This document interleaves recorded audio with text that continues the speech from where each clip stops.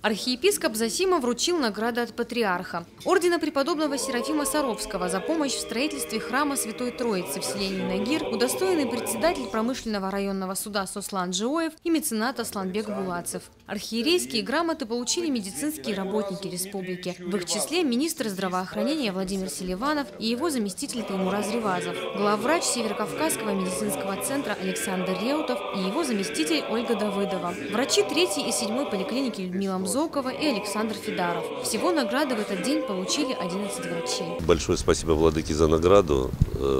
Это, во-первых, награда, я считаю, не только моя.